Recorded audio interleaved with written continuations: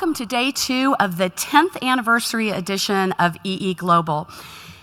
For those of you who I haven't had the opportunity to meet yet, I'm Kateri, Callahan, and I have the honor and privilege of serving as the president of the Alliance to Save Energy, your host for EE Global. For those of you who were with us yesterday, I hope you agree with me that it was just a tremendous day of learning, of networking, of innovating new ideas for ways to conduct and handle a conference. I want to start this morning by thanking those that make that possible. We have 26 financial sponsors of EE Global this year, and that's the reason that we're able to invite you as our guests to be here, to have the kind of content we have, and to have all the wonderful networking and catering events. I want to particularly recognize the International Copper Association, thyssenkrupp, and also Whirlpool. Whirlpool has been a gold sponsor for every single year of the 10 years that we've been bringing you EE Global. Please join me in a big warm thank you for our sponsors. I also want to take a moment to thank our speakers. We handpick, our International Steering Committee handpicks all of the speakers from around the world, and as a result, we have CEOs on executive dialogue sessions. We have had members of Congress on executive dialogue sessions. Our plenary speakers are always an A-list, and I want to thank all of them for making the effort and traveling so far to be here with us. I also want to do a special shout out for our speed geekers from last night. We tried out a new format. It's called Speed Geeking, and it met to such rave reviews that I think you'll see it as a regular feature in EE Globals going forward. And my friends from India told me last night that they're stealing our idea and they're going to take it to an Indian conference they're having next month. So it is something that works. So thank you all for being a part of that. And that leads me to the biggest thanks, which is to all of you as an audience. One of the hallmarks in what sets EE Global apart from other conferences, I believe, is that it is a dialogue. Our participants are at the same level as our speaker. You all are the business, the thought leaders, the innovators from around the world. And that dialogue that we have is something I think is very special and very unique in conferences. And I really thank all of you for coming. We have 537 people registered this year, which is a record for us of the last 6 or so years. You hail from 33 countries and 5 continents. So thank you very much for making the effort to be here with us. And I'd like you to give yourselves a round of applause. Thank you. We have a very special kickoff for our session this morning with the presentation of our second Global EE Visionary Award of the conference to two very, very deserving recipients.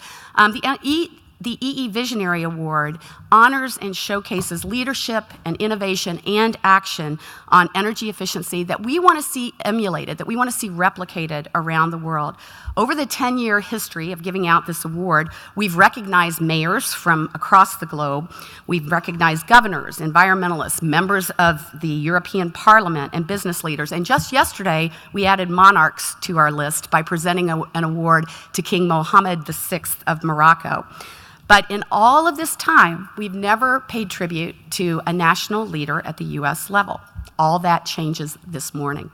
The EE Global Steering Committee has selected a bipartisan, and I call them a dynamic duo, from the U.S. Senate to honor, and for very good reasons. Senator Rob Portman, a Republican from Ohio, and Senator Jeanne Shaheen, the senior senator and a Democrat from New Hampshire, have served as the leading champions on energy efficiency for nearly a decade in the U.S. Senate.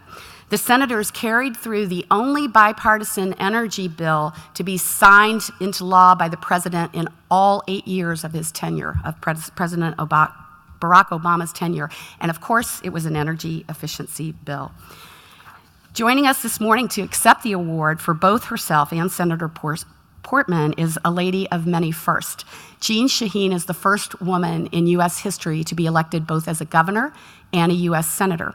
She also is the first and only female chair, honorary chair of the Alliance to Save Energy in our 40-year history. And as those of you who have heard me introduce her before know, she's also the First Lady of Energy Efficiency in the U.S. Senate.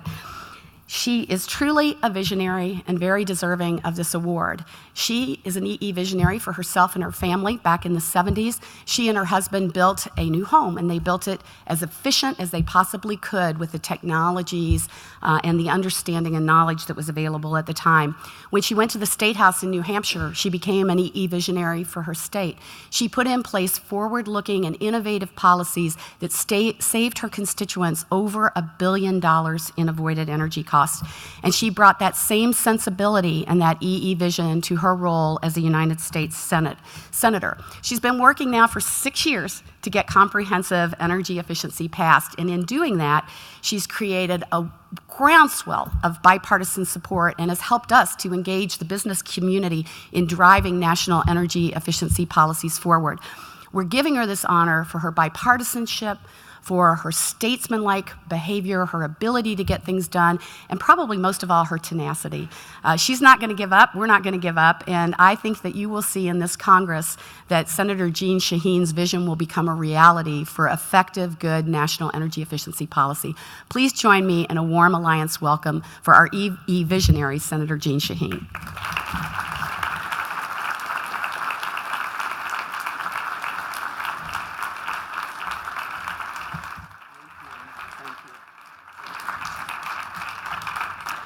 Well, thank you very much, Kateri.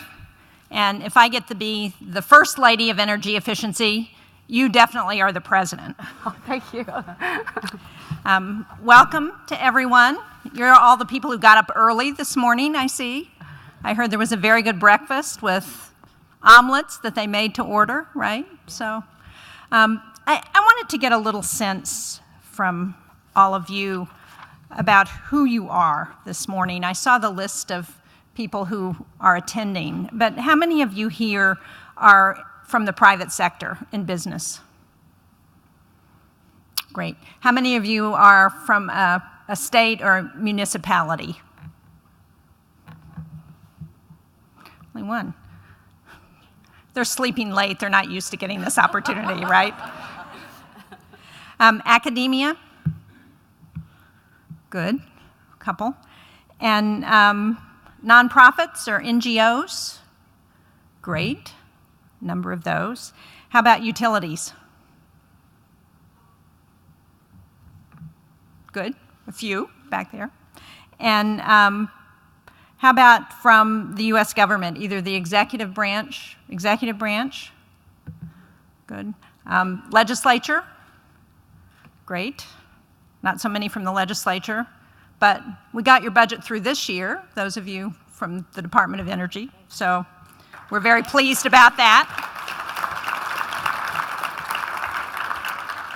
And finally, how many of you are from outside of the United States? Originally or? Now.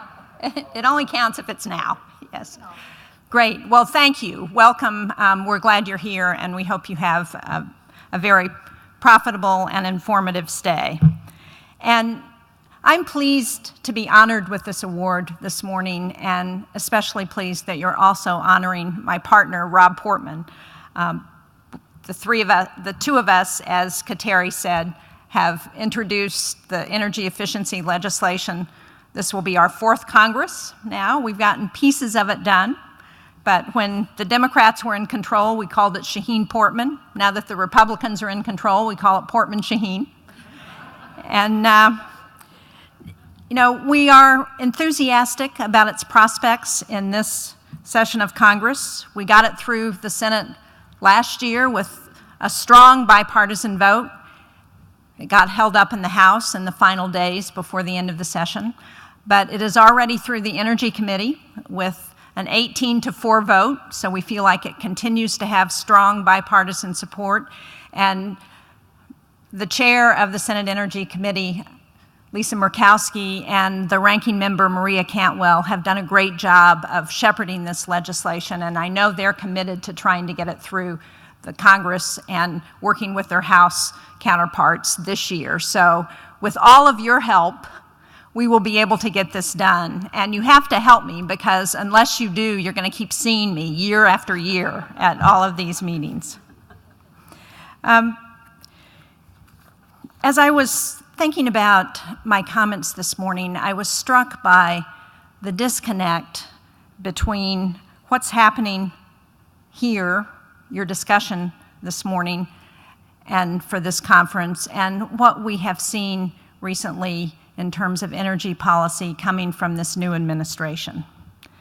Your theme is innovation, disruption, and investment, how energy efficiency and energy productivity help to drive the new global energy future. And your discussions at this conference are all about taking America forward. How do we continue to move forward in this new alternative energy environment that we're in? At the same time, you're having these very thought-provoking, forward-looking discussions.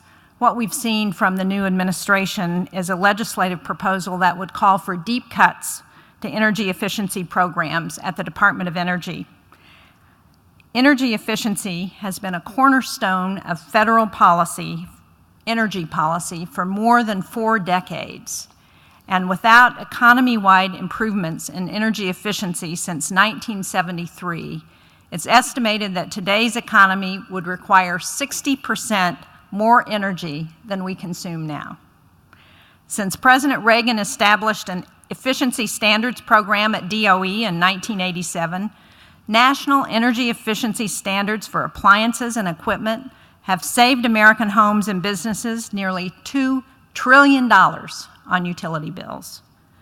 So I think it's clear that these are ill-advised cuts to successful energy efficiency programs, and they will in fact kill jobs, raise costs to consumers and businesses, and hurt America's global competitiveness.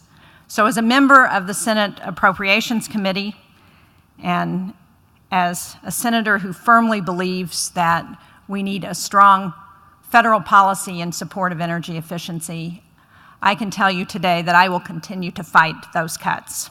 And as we saw in our budget agreement last week, the fact is that there is bipartisan support in Congress for energy efficiency initiatives like Energy Star, like the Weatherization Assistance Program, because most of us in Congress understand that these programs bring benefits to our constituents and to the American people. Now, I'm sure that all of you have also been following the recent discussions at the White House regarding the Paris Climate Agreement.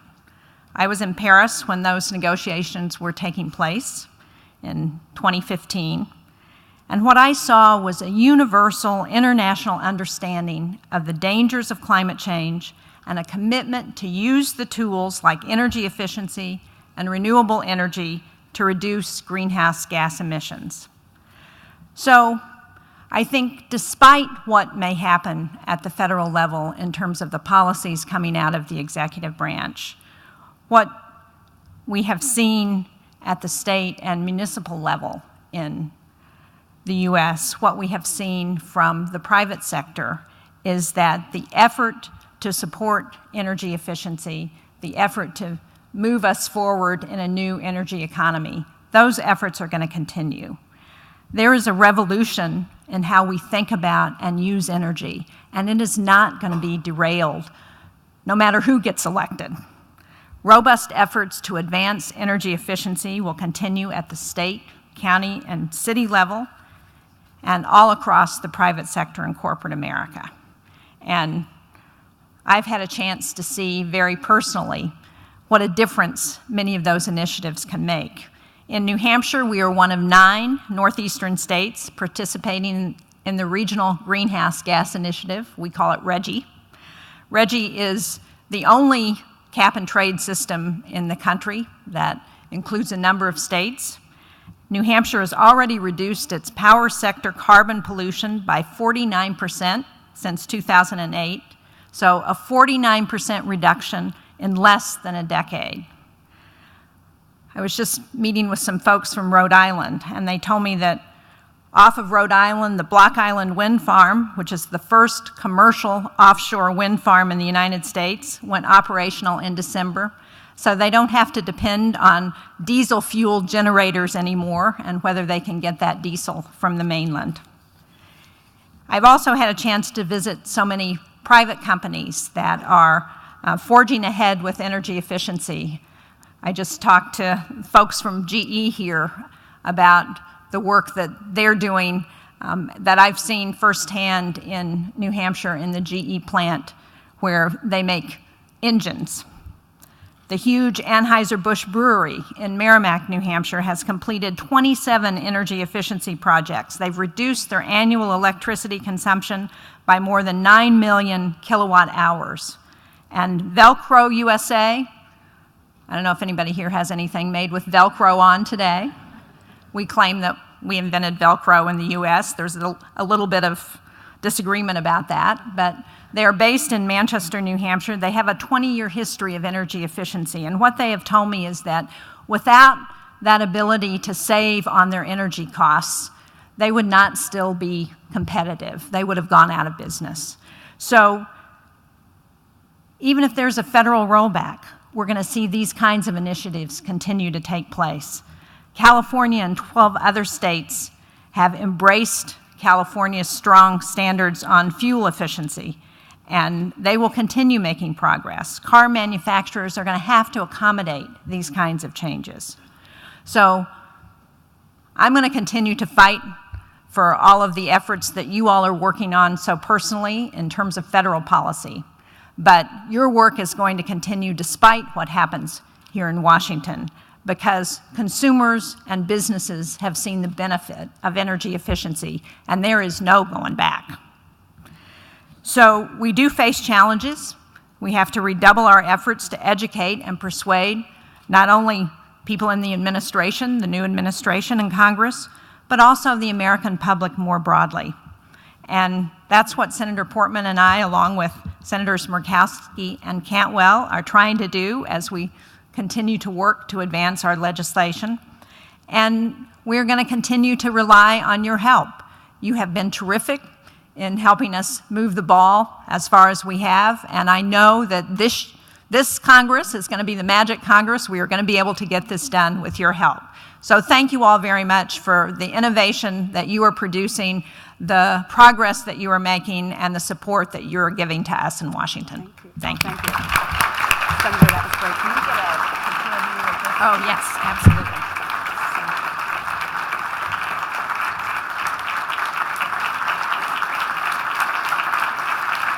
Thank you. Okay, thank you very much.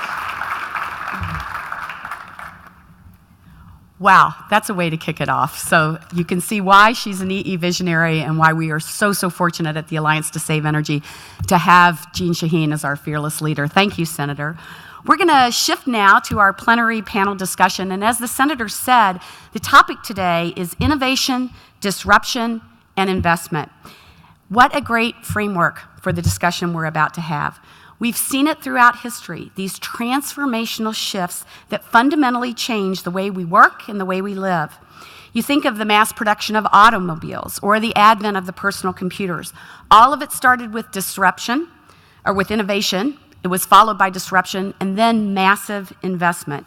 Most recently, I'd put the cell phone right up there as something that has seismically shifted the way we behave. You can see it every day walking down the street with everyone's noses in their iPhones.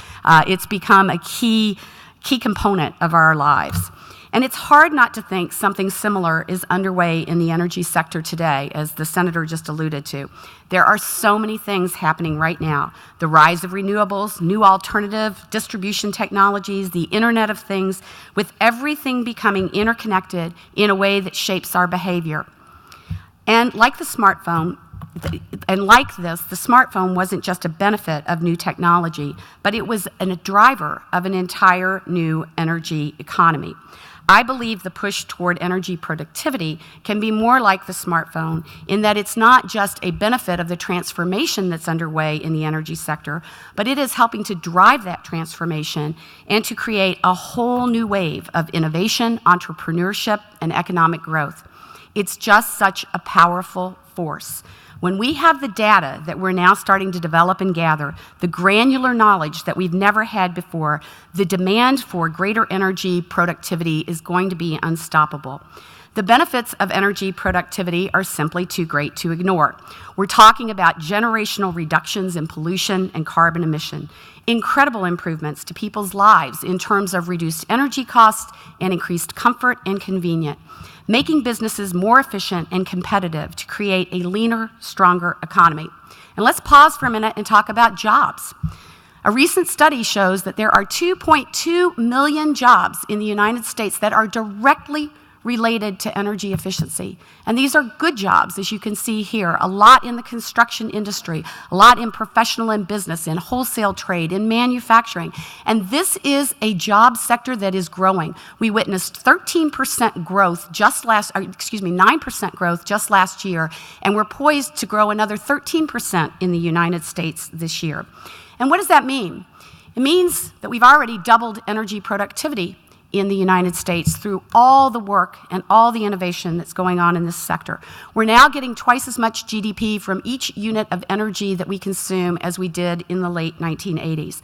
And the EIA, the Energy Information Administration, is projecting that the U.S. will continue this pathway of rapid increases in our energy productivity. And they keep revising the forecasts upward, which is good news for the Alliance that has the goal of doubling energy productivity by 2030. We are well on our way to making this happen.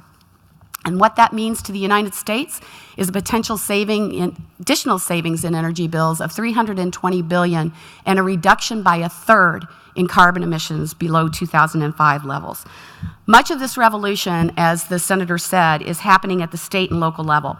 And we know that the states with the smartest policies are also the most energy productive, not just in terms of energy efficiency, but also in terms of driving the economy.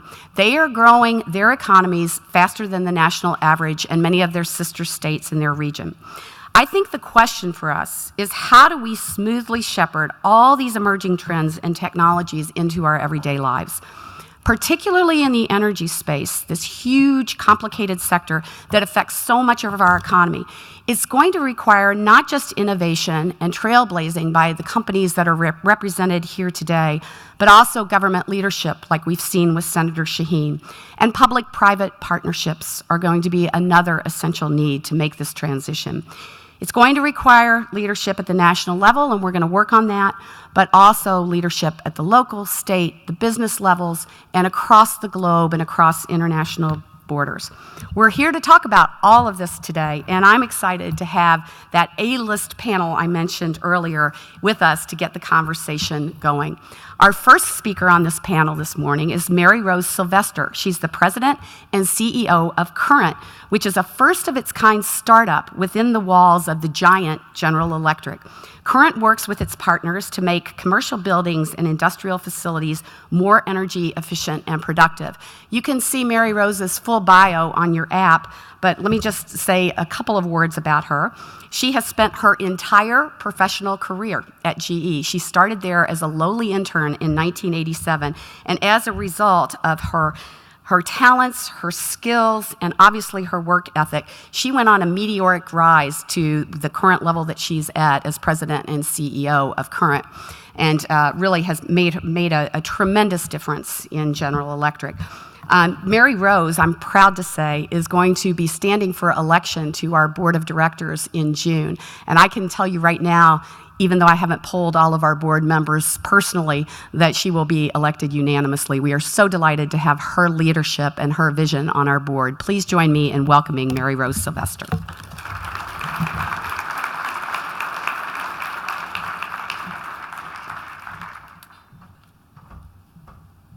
Good morning. And thank you, Kateri, for that very kind introduction. And thank you to the Alliance to Save Energy and to the whole EE team for planning this event and for inviting me to speak today. Can you hear me okay? So I just thought I'd talk a little bit about what we do at Current. As Kateri said, we launched this business about 1.5 years ago within GE. We launched it like a startup with a mission to drive energy efficiency and productivity for our commercial, our industrial, and our city customers. And at the heart of our value proposition is really the intersection between digital and industrial. And we really are proving out that when you can bring those two things together, you can really unleash unprecedented outcomes for customers. And we're doing this around energy efficiency and productivity, and I'll share a little bit of that with you today. When you think about energy, I think we all know this, but one of the big spaces that we play in is commercial buildings. In today's commercial building, 30% of our energy is wasted. I think we all know that, but when you really think about it, that's really an appalling statistic. And I think our children don't want to grow up in a world that wastes 30% of its electricity. And you think of it in the US alone, there's 5.6 million commercial buildings. If we could do nothing but solve this problem, there's a $50 billion opportunity to be unleashed. We really think we need to get at that. We couple that thought with what's going on around IoT, as Kateri mentioned. This world is moving quickly, it's disruptive and transformational at the same time. And we know that by 2020, there's going to be 50 billion connected devices in our world. Everything today is being connected, from the turbines to the toasters. And that by 2020, with 50 billion devices connected, that's 6 devices for every person on the planet. It's startling, it's amazing, it's an incredible opportunity. And it hasn't gone unnoticed by companies like us at GE. We think there's an amazing opportunity to put this together. We've been working for 6 years on our industrial internet platform. We call it Predix. We spent $1 billion building an industrial strength platform. It's an open platform, and it operates from our edge computing capability to the cloud with analytics in between that really help our customers think about outcomes in a brand new way, bring our heritage of infrastructure, energy infrastructure in every GE domain, whether it's transportation, energy, aviation, and bring the internet to industry. It's built for industrial. It means it can handle an enormous amount of data, massive data, that all of our and all of your equipment throws off, and can work in a world with amazing requirements around cybersecurity. And again, it's from the edge to the cloud. So we've been working on building the platform, which is tremendous on its own, but nothing gets done in isolation. This also requires an enormous thought process around the ecosystem that we need to bring this capability to our customers and our stakeholders. We've been hiring digital talent internally, but also working with startups to help us evangelize our capability, third-party app developers that can sit on top of our platform and use our infrastructure to help them build their businesses faster, and also an enormous number of system integrators that can help us bring this capability to name a customer, commercial, industrial, cities, et cetera. So this is what GE's been up to. And Current's role is to take this capability, combine industrial and digital, and bring it to buildings and cities around the world to make them more productive. And we really think when we do this right, we can help our customers see the unseen, extract that data from the buildings, from the spaces that comes from all of our equipment and operations, and take that data and turn it into information, measure it, analyze it, optimize it, and put that data to work for our customers. And again, let them see that unseen and provide new productivity for them. And that's really why Current was launched. And here's what we bring in Current to help our customers go as fast as they are able to go. We bring our capability around LED and on-site solar. And I think we all know these technologies are ready today. These deals pencil very quickly. The technology just makes sense. We heard the senator talk about this, we heard Kateri talk about it. These technologies are ready for prime time, and their demand curve is going like this because they make great economic sense and they drive great outcomes for customers. We bring that along with digital, our whole Predix platform. Again, that opportunity to take all of our equipment and other people's equipment, allow it to be optimized and put to work for our customers. But we're also learning, I think you would share this, is that sometimes it's not technology that paces change. Technology is here, it's ready to go, and the paybacks are tremendous. Sometimes it's the business model that can be changed to help people go faster. So we're trying to bring new business models to customers to allow them to put this technology to work faster in a way that makes sense for them and their business. For instance, we're trying to find ways to finance all this capability. And we've got GE Capital now by our side, so we can do all of this as a service for customers. They can turn their CapEx into OpEx and allow them to drop that savings to the bottom line in year one, or power as a service, or lighting as a service, or software as a service. So trying to find new ways to deliver outcomes to customers.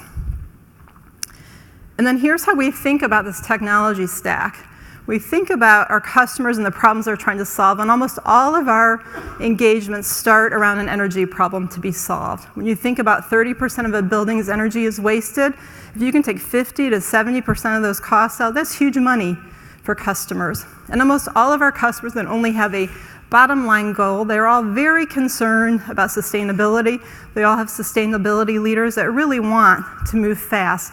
So we usually start an engagement there and help them think about their ROI around LED or solar, or LED and solar, but then think about that opportunity. If you can sensor enable all of that equipment, if you could put our wireless communication platform on top of that to act as that gateway, and to really think about it as this opportunity to place a digital engine that can link all of that equipment together, help to optimize everything going on around the building, you can deliver even incremental energy savings. So we think that LED can typically save a building 50% of its lighting energy costs. You can another 5, 10, 15% of energy savings by optimizing the entire fleet. And many of our customers have 1,000, 2,000, 3,000, 4,000, 6,000 sites that they're trying to get to understand and optimize together and do it in real time. So we have this tremendous opportunity to go up the energy stack for our customers, and we absolutely have the attention of their energy and sustainability leaders.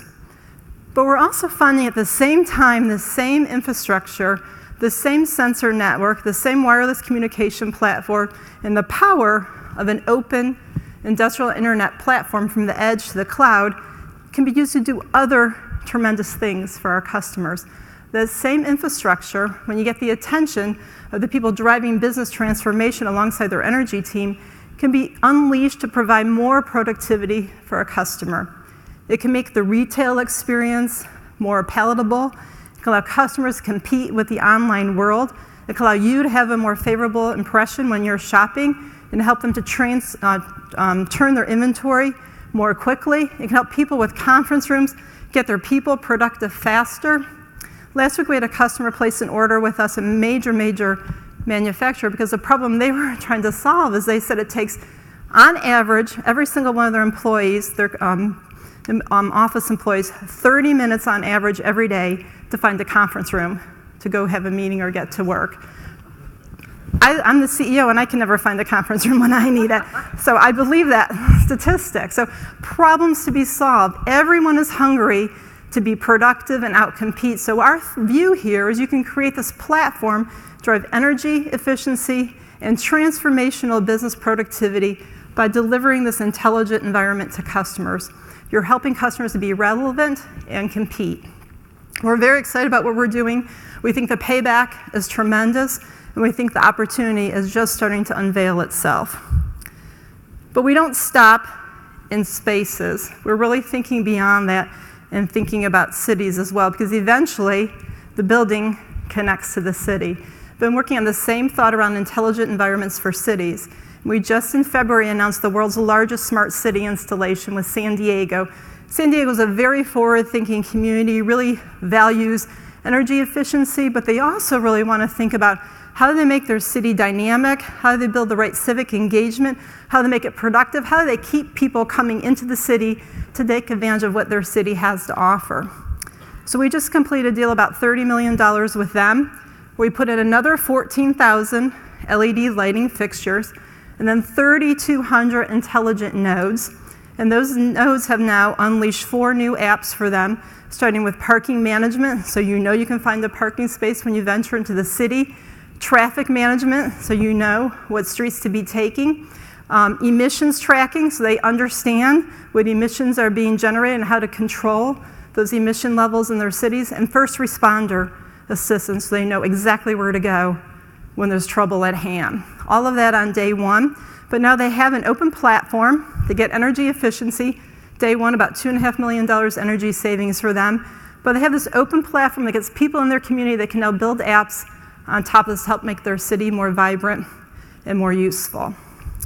We're doing this in partnership with others, including AT&T, because we know what we're good at, and we know we built this tremendous platform. We understand energy efficiency probably like more than many other people, but AT&T has a deep-rooted infrastructure to get to cities and municipalities. So in partnership with them, we can now bring this platform to other cities around the North America continent. So very excited. We'll see where this goes, but we think we're just getting started. So I just leave you with, I think energy efficiency is here to stay. It pays off for customers. Our children want us to be successful, and we think when you do it right, you combine it with energy efficiency, digital, and industrial, you can unleash even more outcomes for customers. Thanks for your time. Thank you. That was incredibly thought-provoking, and I'm dying to get to questions, but we're going to let everyone else have some opening comments first, and then we'll move into my favorite part, which is the dialogue with the participants. Our next speaker is Steve Kukoda. Steve is the Vice President and Executive Director of ICA, the International Copper Association. That's the trade association representing the world's copper industry. Steve began his career with ICA in 2004, and in 2009 was elected as an officer and a member of the ICA Management Committee. Steve and ICA is one of the most involved and engaged trade associations, from my perspective, in driving energy efficiency forward. They fund efforts, they partner with NGOs, with other governments to drive energy efficiency forward. And a good example of that is that they are one of the founders and the formers of the U4E, which is the United for Efficiency, which is a global effort to accelerate energy efficiency in appliances. And Steve is actually the co-lead on that. It's one of the SE for All accelerators. Steve is really, truly an energy efficiency champion at heart and represents a great association. Please join me in welcoming Steve Kukoda.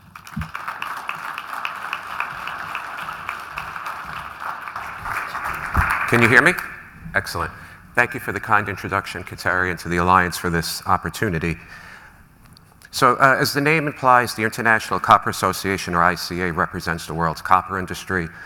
Our members represent a majority of global copper production and also include some of the largest manufacturers of copper products around the world. And really, the mission of ICA is connected to the Global Sustainable Development Agenda. And we've done an audit of our programs against the 17 UN SDGs, and we find that we're making a positive impact on all 17. Obviously, to varying degrees, but certainly the greatest impact we feel is in SDG number 7, affordable and clean energy. And if you study the SDGs, I think you'll find that energy really underpins all of them. And we're going to just begin with a short video that'll give you a little bit more information about copper, its role in energy efficiency.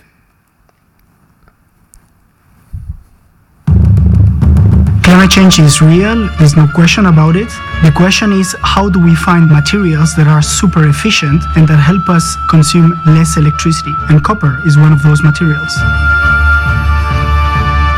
Copper is critical to sustainable development. It all comes back to the fundamental properties of copper. It's the best non-precious conductor of heat and electricity. So the things that contain copper tend to operate more efficiently. We need to be investing in new and efficient appliances, new and efficient technologies, and very importantly, the materials that go into those products that make them more efficient. That's where copper has a very, very big role to play. If all countries across the world establish minimum energy performance standards, we could reduce as much as 1.25 gigatons of CO2 per year, which is equivalent to 500 million passenger cars taken out of the roads. 500 million passenger cars is half of the world's cars. Energy efficiency is the cheapest and the quickest way for us to begin to address climate change and reduce greenhouse gas emissions. At the same time, we are also saving people money in avoided energy costs, and we're helping to create jobs, and we're making economies more energy secure. Whether you care about climate or not, there are other reasons to be more energy efficient. Today we have 2 billion people which belong to the global middle class. By 2030, there will be 5 billion. Will the world have the electricity to produce those services? We don't think so. Therefore, energy efficiency, it's needed. Copper helps us to make our world more sustainable. Who wants to waste energy? Who wants to waste money? We all have a role to play in this, and if we drive energy efficiency forward, we're going to save money, we're going to save energy, and I believe, therefore, that we're going to help save the planet. So I don't know if you remember, Kateri, we actually filmed this. We filmed this 2 years ago. I'm just sitting there looking at it thinking, my God, what is this? You know, it's funny, we showed this at COP21 in Paris, and Kateri wasn't there, and she was getting messages that she was appearing on a video, and she had no idea what it was about. But it's funny, we filmed this 2 years ago, and I think Kateri's comments were important then, but I think even more important now, given the current political environment here in the US. So thank you for your contribution there, Kateri. So I'm going to go through these slides just a little bit quickly because between Kateri and the Senator, we talked quite a bit about the benefits of energy efficiency. So we know we reduce consumption, we save money, and we also is an important part of climate change mitigation efforts. So as I said in the video, copper is the best non-precious conductor, so the products that contain it operate more efficiently, and as we know, products that consume less energy emit less CO2, and they save the users money. And then there's also the benefit by reducing consumption. And here, the grid is stable. The odds of the lights going out here in the convention center are pretty slim. But if you travel in the developing world, the grids are overstressed. I was in South Africa for the first time in Johannesburg a couple of years ago. I had my first experience with rolling blackouts.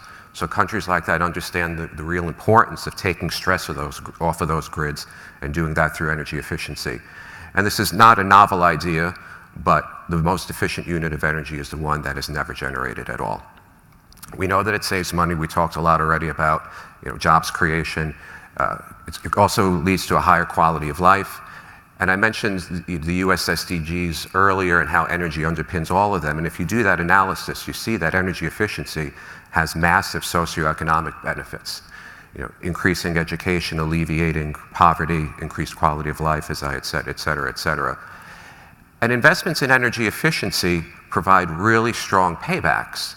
If you spend a little bit more on an efficient refrigerator or a motor, the price of that refrigerator could be saved multiple times over the use of that product because of reduced energy costs. And if just in case you're sitting there, wondering, well, copper is expensive maybe, and as an association, we don't get involved with the price, but you could Google it and look it up. But we've done an analysis that shows because copper is so efficient, 1 ton of copper in conductive applications will reduce costs for the operation of the products that it's in by between $25,000 and $2.5 million over their lifetimes. So an important argument for why materials choice is critical in energy efficiency, and also why that whole first cost dilemma is something that needs to be addressed. I think people tend to have to look at a first cost and then make a decision based on that. But no, we have to look at the life cycle benefits, the life cycle costs, particularly when you're talking about energy efficiency. And just a few seconds just talking about copper and the industry as it relates to climate change. So the picture shows copper cathode. That's the last stage of production where copper is 99.99% pure before it gets made into a tube or a wire or what have you. So to produce 1 ton of copper cathode, on average, my industry emits 3.5 tons of CO2. And we're an extractive industry, and that presents challenges. Some of our stakeholders look at us with a narrow, negative focus, and often we hear that just that top line statistic, a ton of cathode, 3.5 tons of CO2 emissions, the end. But it's a story that really can't be told in one chapter. I keep saying over and over again, it's the best conductor, so the products that contain it operate more efficiently. A vast majority of copper goes into conductive applications where the products will benefit from that high level of conductivity. And in the end use of those products, that 1 ton of copper cathode will help to avoid CO2 emissions of between 100 and 7,500 tons. So we're talking about a mitigation factor from production to end use of between 30 and 2,000 to 1, a good story for our industry. And further to the life cycle argument and why materials choice is important, copper is infinitely recyclable. 1/3 of demand today is met through recycling, and 2/3 of the copper that has been produced since 1900 is still in productive use today. And my last slide, not sure if you're able to read that, but the x-axis just shows time starting in 1950, and those blue squares on the top are number of years. And also in association, we don't get into long-term supply issues, but an authority on this is the U.S. Geological Survey, and these are their statistics. And it shows that in 1950, the USGS estimated that we're 38 years of copper left. And if you go across time, there's generally 30 to 40 years. Obviously, technologies improve, new deposits are discovered, so we haven't run out. If USGS was correct in 1950, by the time Don't Worry, Be Happy was at the top of the charts, we would have run out of copper. That didn't happen. And they also estimate that resources of copper probably exceed 300 years. So for those making materials decisions, this is not something that should concern you. And I'll stop there and look forward to further discussion. Thank you. Thank you very much, Steve. I'm going to have to talk to your cameraman about shaving off a couple of years in pounds there. Our next speaker is Andreas Schierenbeck. He is the chair of the executive board of thyssenkrupp Elevator AG. He's a familiar face, I think, to many of us who have been to multiple EE Globals. He's been on the stage, on a plenary stage with us, I think, 5 times, so half of the 10 years that we've been in existence. And he's always a perennial favorite because he really is living proof that technology is innovating at an ever more rapid pace. Every time he comes before this audience, he's got new business models to talk about and/or new technologies that he's unveiling. He began coming to EE Global when he was CEO of Siemens Buildings Technology Automation Unit and stayed with us as he's made his career moves. I know he's got news today, because he always does, so I'm very interested, as I know everyone is, to hear what the latest is at thyssenkrupp Elevator and what new innovations are on the offing. Please join me in welcoming Andreas Schierenbeck.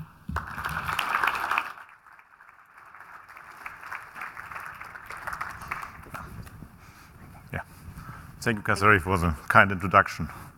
Yeah, coming from copper and from buildings, to something which is a little bit in the middle of that. Talking about the elevator industry, yes, we're using copper quite a lot, and we are in buildings, so I think that's a perfect chain. But let's talk about innovations and what can we do as an elevator industry to change our environment, and how and why energy efficiency is really for us a driving force as well. Of course, what drives our industry is urbanization. People moving to cities in an unknown speed. A couple of years ago, we said, well, it's the first year where half of our people living in cities and not in rural areas. But even at that time, I think we completely underestimated that phenomena. We are talking about hundreds of millions of people moving into cities. China and India together are calculating 500 million people in the next couple of years moving to cities. And you see it here as well in the US or in Germany. Cities are growing. If you look how many cranes are in New York City at the moment, or Chicago or Washington, you find a construction site around every corner. And this is a trend which will not reverse. And if we just want to consider that as an effect which is driving urbanization, we have to build the floor size of Manhattan for the next 30 years every day. A Manhattan every day for the next 30 years. That's the magnitude of this development we are seeing. And on the other hand, if you're talking about energy, cities are the biggest consumers of energies already. Of course, there are many people living there. It's a dense environment. And coming from that kind of stage, we're forecasting that the energy consumption of the cities in the next years will even speed up. So if you see here that at the moment, 2015, 9.8 megatons of energy were used in cities, this is really going to increase by 30%. So if energy is consumed and generated, it will be mostly in cities and around cities, and it will even speed up more. And what drives us as industry, as thyssenkrupp, it's urban mobility. A city without people makes no sense, and if you live in a city, you have to move people, starting from airport over metro systems into the buildings. All that means movement, and all that costs energy. And energy efficient solutions are definitely needed because we are already overcrowded. Traffic jams are part of our daily experience. If you commute, it could take longer sometimes shorter, but this is something which will even going worse. And if you just compare normal car transportation with a metro system, I think it's obvious. Single car transportation is not very efficient. Taking a metro can be up to 5 times more efficient than a single car. By the way, it would reduce the traffic jam as well. So what can we do as an industry there, if you're talking about elevators and escalators? Well, the bad thing about metro systems is that we are transporting people, and people are sometimes lazy. Nobody wants to move to a metro station longer than maybe 300 or 400 feet. That's the kind of circle you have around a metro station where you can attract passengers. And one way to attract more passengers is the device what we have called Excel. It's a people mover where you can up to 3,000 feet transport people at a very high speed. It's about 3 meters per second. That's more or less the average speed of a bus system. You hop on that, the thing is accelerating, and it's transporting you to the nearest metro station or on big airports from one terminal to another. And of course, it's not only quite flexible, it's already very energy efficient. Because if you use the transportation cost per passenger for this kind of machine, it's very efficient, more efficient than cars, bus, or normal people movers. On the other hand, for airports, it's a great invention because nobody really likes to hop on these small buses, which are leaving and then you have to wait. This is a continuous moving system.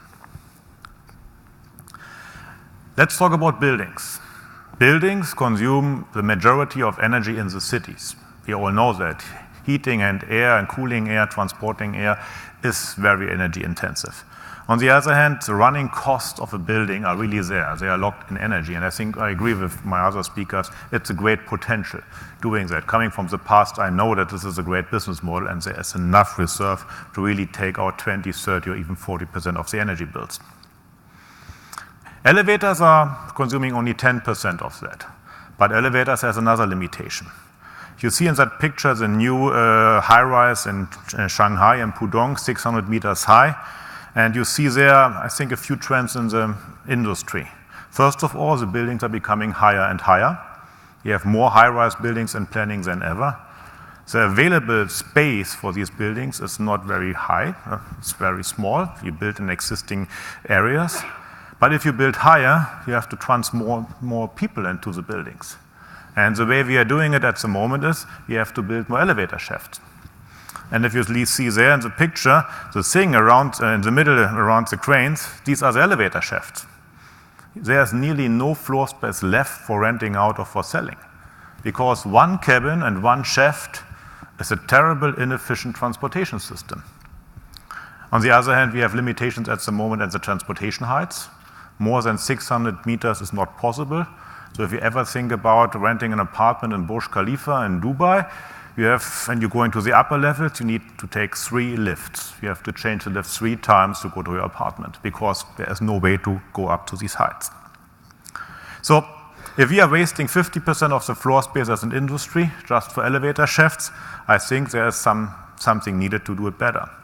And we are developing the first elevator which is able to go left and right and up and down and have multiple cabins in a shaft. It's driven by linear motors. So it's like a modern paternoster where you have really make a breakthrough that you can have the capacity doubled or tripled. We got an Edison Award in gold just in New York 2 weeks ago. We will unveil this new machine in the middle of June in our test tower in Rottweil. But this will really change the appearance of our cities because it will make a really breakthrough innovation. If you're talking about energy, we are not only saving shafts, as well, we are reducing peak power. If you use an elevator, you don't think about it really, but in the in the World Trade Center in New York City, the main cabin has a weight of 12 metric tons. The ropes have the same weight without passengers. So you're moving 25 metric tons with an electric motor, and then of course you have big peaks. This all will go away. In a smart grid, these elevators are much more energy efficient, they reduce infrastructure costs, and we have not even taken into the calculation the construction cost. Shafts you don't need to construct, it's concrete, it's floor space, and iron, which you really can save. Well, and with that, I think I've showed you 2 examples where we are going to transform the industry. There are much more examples, but Kateri gave me only 10 minutes to speak to you.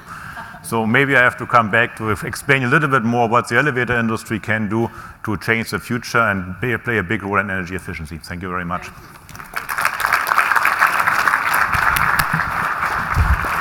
So having listened to Andreas, I think that you probably can sense my excitement that he will be joining Maryrose Sylvester in standing for election to the Alliance Board of Directors in June, and we are going to welcome both of them with open arms. We're now going to turn away from the business side into the very important government sector, and I'm just delighted and honored, actually, to be able to introduce to you Richard Kauffman, who's the chair of Chair of Energy and Finance for the state of New York. As New York's first energy czar, Richard manages New York's entire energy portfolio, which is massive. And it includes not only the Public Utility Commission, but also the State Energy Office, which is one of the largest in the country, NYSERDA, and also the largest public utility in the country, the New York Power Authority. And you heard yesterday from Gil Quinones. All of the eyes in the U.S., and I would argue many of the eyes around the world, are on New York as Richard leads what I think is going to be a revolution in the state's energy future. And it's being done through the comprehensive REV, or Reforming the Energy Vision, REV initiative. Richard comes to us well-equipped to speak in this space.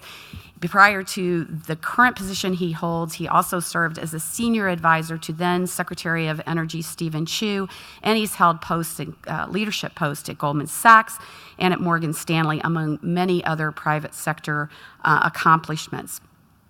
3 years ago, Fortune magazine actually named Richard Kauffman as one of the world's top 25 eco-innovators. We're just delighted that he made time to take the train down from New York and visit us today to speak. Please join me in welcoming Richard Kauffman.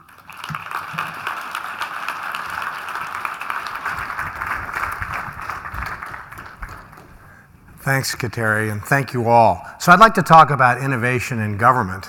That's not a contradiction in terms, in fact. Here, slides. So I'd like to talk about REV, Reforming the Energy Vision. And it started with the governor after Sandy. And it wasn't driven by the Clean Power Plan. The governor said that the utility industry was a vinyl record in the age of the iPad. And he wasn't just talking about resilience. He was talking about increasing difficulty and affordability. We have 1 million New Yorkers having difficulty paying their electricity bills.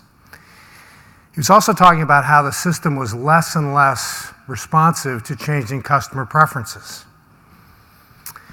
And he also observed that the state wasn't taking advantage of the economic development opportunities that would come from a transition to this innovative energy system. So we embarked upon REV. And under REV, as a mandate, 50% of the state's power will come from renewable sources by 2030. So together with California, this is the most significant mandate in the US of any major state. And energy efficiency has to be a key part of that 50%, because it's 50% of the total. We can't do what we've been doing as business as usual. And we can't keep bolting on distributed resources onto a grid of Tesla and Westinghouse that was never designed for distributed resources. We can't keep bolting on renewable resources onto a grid of Tesla and Westinghouse that was never designed for that purpose. And what we see here, this is the grid. We've been bolting on these distributed resources, which are good for some customers, but are they good for all? And of course, this is at the root of the net metering debates around the country around solar. We need to stop bolting on these resources and to build, not keep rebuilding the system of yesterday, but to build this grid of tomorrow. And I know you can't see this grid very well, but you've seen it in other places many times. This is the grid that has a mix of central station production distribution with distributed resources, where electrons flow in more than one direction, and where supply and demand is dynamic. That's the grid we should be building, and as you've heard from others, the technology exists, so why isn't it happening? It's not happening because we've had a policy regime which has been designed to keep rebuilding the system of yesterday over and over again. So what REV aims to do is to harness the market to drive capital to build this new grid. And the good news, and there really is good news here, is not only is the system energy inefficient, and we know that it's energy inefficient because it was never designed to be energy efficient, it's also financially inefficient. And as one measure, the average capacity utilization of the power system in New York, and I don't think it's very different in other places, is 54%. And Maryrose, I doubt General Electric, as a capital-intensive business that competes globally, could tolerate a 54% average capacity utilization. There's been a revolution in other capital-intensive industries in the last 35 years, from adoption of new technology, changes in business model, and changes in financial incentive to improve the average, to improve capital efficiency. It has not come to the power sector. It's not the power sector's fault. It's because of government's fault, as it were. It's how we regulate the industry. So when you boil everything down in REV, it boils down to a couple of principles. The first of how we're going to build this new grid, how we're going to drive capital to it. The first is location, well, actually three, but locational price signals for distributed resources, a change in utility financial incentives, and development of robust competitive DER markets around customers. So in terms of distributed resources, we know that distributed resources have value in certain places of the grid, and have more value in certain places of the grid than others. Every utility knows that's the case. These are typically in locations where there's a grid constraint. And New York is blessed with many areas of grid constraint. We happen to call them grid opportunity zones because nobody would want to live in an area of a grid constraint. But we have microgrid development projects that are going on in each of these areas of grid constraint or grid opportunity. So locational pricing will drive the deployment of DER to these distributed nodes. That's where they should belong. Now the second thing is we have to change the compensation for utilities, because while this will provide a price signal for utilities, price signals for DER and developers, it does nothing for utility compensation. Because in New York State utilities, we have restructured markets, we have decoupling, doesn't have anything to do. A tariff, a locational tariff, has nothing to do with utility compensation. We need to migrate utility compensation away from the rate base. This is a critical thing if we're going to achieve a new energy system. Because the thing about the rate base, if you compensate somebody for deploying capital, they're going to deploy capital. That's one of the reasons why we have such a low average capacity utilization in the utility sector. Reliance upon the rate base is a deterrent to deployment of all the great technology you've heard about. IT, for example, may not be a capital expense at all, or it may be substitute for more traditional capital, use less capital. Therefore, there's a financial disincentive to deploy. And the other thing is if we don't change the model away from the rate base, it won't create the opportunity for utilities to partner with DER providers in these various areas of grid constraint, because they'll actually have the opposite financial incentive, which will continue to build to try to use traditional capital to deal with areas of grid constraint. Now, the good news here is when you look at a customer bill in New York, only 6 to 7% represents the utility profit.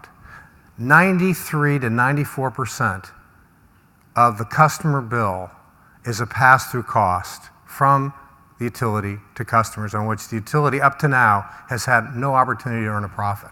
In every other business you know, that 93 to 94% is an opportunity to increase wallet share, an opportunity to reduce costs or improve value to customers and have the business earn some for itself. It is the seed corn for innovation. It's not happened in the utility sector. It's not the fault of the utility industry. It's what we have done to the utility sector through government regulation. Now we have the opportunity to do things like negawatt contracts, to do things that are shared savings, because there are plenty of opportunities in that 93 to 94% for utilities to earn more money. So we know this can work in an area not far from Manhattan and Brooklyn and Queens. Business as usual was a $1.2 billion substation that Con Ed was going to build. And instead of that, Con Ed did something different. Con Ed went to the market and asked for alternative solutions. And what came back, instead of a $1.2 billion, were a series for a new substation. It was a series of solutions that included solar, CHP, energy efficiency, storage, and those combined solutions cost $200 million instead of $1.2 billion. And all customers will therefore save money because there's less capital. All customers will save money because there'll be less peak power purchased. It'll be a cleaner system. It'll be a more energy efficient system. And as this model has developed, there'll be an equivalent compensation for the utility. So we know that this can work if we change the game. So I just want to leave with thanking you and also observe that we've exported not only the physical grid to other states and to other countries, because after all, the grid did start in New York State. We've also exported the same fundamental regulatory regime. And so everybody's got the same problem one way or another. And so we hope that the lessons we have in New York can be shared with others. Thank you.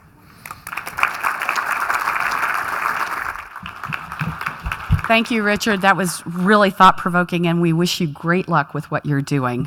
We'll get into a conversation on it in a minute.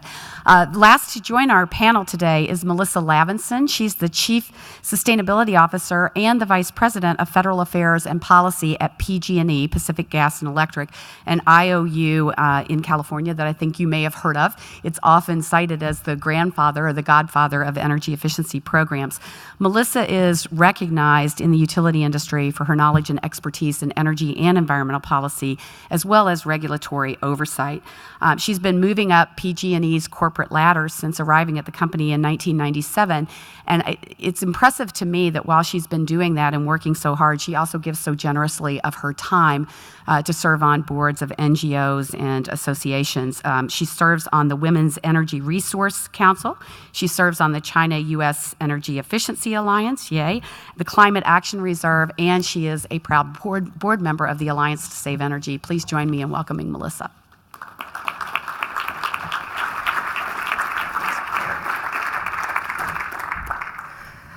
Thank you, Kateri, and good morning, everyone. I'm going to be brief because I know that you've had a lot of folks talking at you for a while, and I know we want to get to the dialogue and have a Q&A.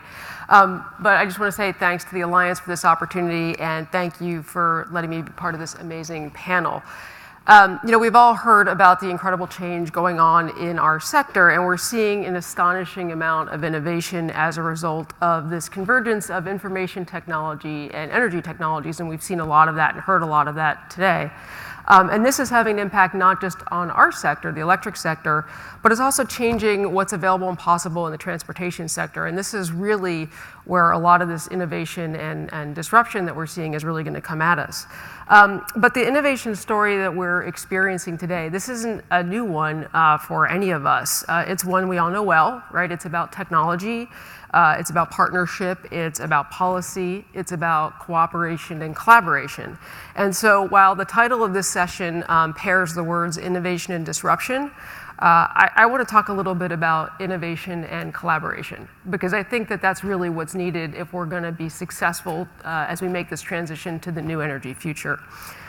Because while the image of that inventor that's sort of toiling away and tinkering with things and coming up with that new breakthrough in isolation, it's a romantic one, it's not reality.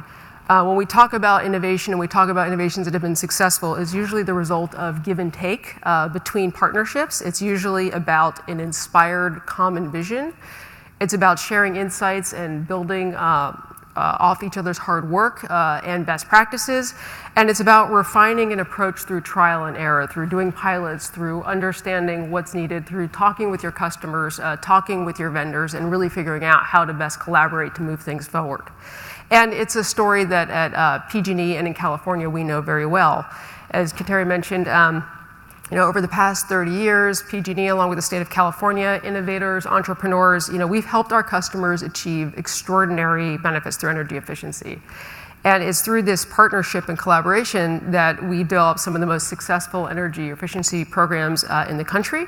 And it's because we've worked with manufacturers and distributors. It's because we worked with our policymakers. It's because we worked with retailers and contractors, homeowners and businesses to do two things. We put in place the right policy mechanisms to make the utilities of the state really want to drive towards energy efficiency and pursue it aggressively. And we put in place the right programs that work for our customers, and not just one segment, but all segments of our customer base. And it's, again, through that collaboration and partnership. So as our sector continues to evolve and change, we're, again, taking advantage of new opportunities and partnerships because we, again, think that that rule holds today just as it did for energy efficiency. So as a foundation, and as Richard talked about, we need to change the grid. We need to change the underlying infrastructure. And at PG&E, we're doing that. We're investing billions and billions of dollars a year to create a smart grid. But we're also rethinking how that grid should function. So we're doing both at the same time. We're putting in the right technologies, but we're also trying to think ahead and think about what is the kind of grid that we're going to need for the next 50 years as opposed to the grid that we had 50 years ago. We're working to better understand where new technologies such as the rooftop solar, electric vehicles, energy storage can actually provide value to everyone who uses the system, and we're not doing it alone. We're testing these ideas with dozens of partners. For example, one we have underway in a neighborhood in southeast San Jose is with SolarCity and GE, and we're evaluating a device that uses private rooftop solar and battery storage to add stability to the local grid. Another example is what I mentioned earlier about the intersection of transportation technology and the grid. We are partnering with BMW to use electric vehicle batteries as a tool to adjust energy use during periods of high demand, so kind of a new version of demand response. And on the grid itself, we're working with a company called Smart Wires to try out a plug-and-play control module so that can be attached to actually our existing lines, allowing us to fine-tune the amount of energy that they carry. And we see these partnerships really as essential to PG&E's and California's success in designing the most effective system and transforming our infrastructure to advance the low-carbon economy. But we really think, though, that these breakthroughs, we've got to find the right breakthroughs and make them sustainable. What's made energy efficiency so durable over time is that it works for everyone. So whether or not you take advantage of our programs at PG&E, you're saving, because we're saving energy. We're not building that next power plant. When you take advantage of our demand response programs, we're saving everybody money because we're not building that last peaker plant or going after that most expensive energy on the system. We're saving the environment because, again, we're not building that polluting resource. So energy efficiency has been durable because it works for everyone. So now as we consider these new innovations and these new business models, we need to do it in a way that ensures that the energy future is accessible and affordable to everyone. Because if we create a new energy economy of haves and have-nots, it's not going to be sustainable, and nor would it be fair or the right thing to do. And at PG&E, we take that really seriously because we have a responsibility to serve 16 million people who live in our service area. And whether they are among the wealthiest of our customers or whether they're one of the 40%, think about that, 40% of our customers who have trouble paying their bills. So as we're investing these billions of dollars and we're putting all these new technologies on the system, we need to think about how to do it the most cost-effectively, economically, and again, in a way that benefits everybody and provides opportunities to everybody as well.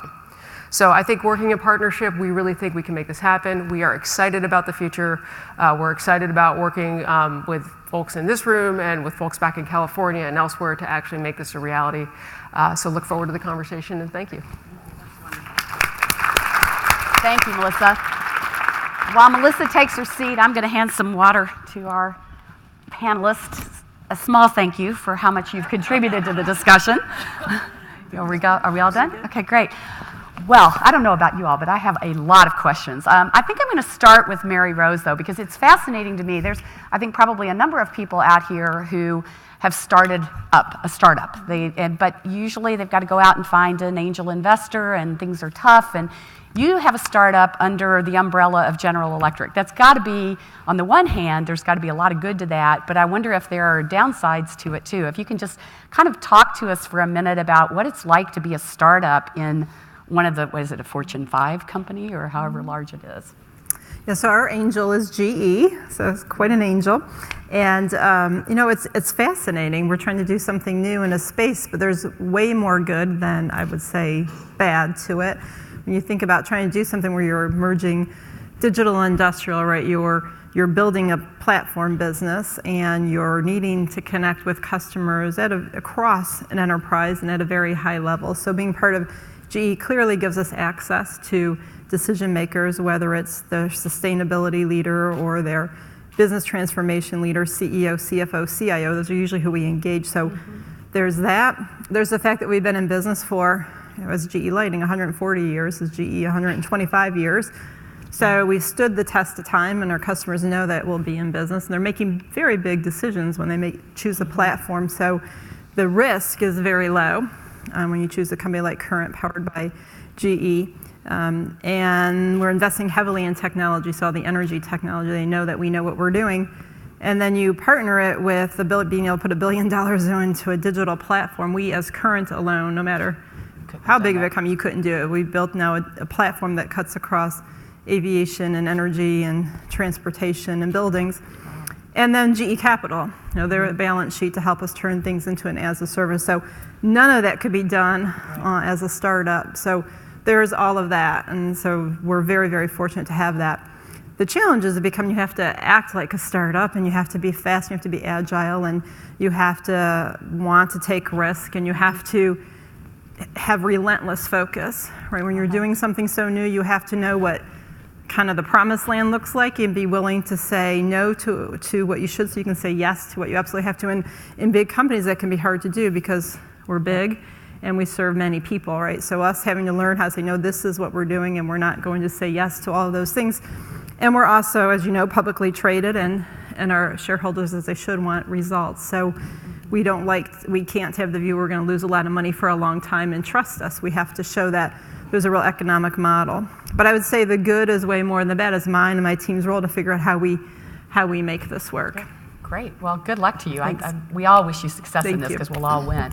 The next one I'm going to pose both to Melissa and Richard, and you'll take it from a bit of a different perspective. But this notion, and Richard, you raised it, that the way the utility rate structure is set just doesn't work. It's only 6 to 7% profit, and that you're looking at changing that.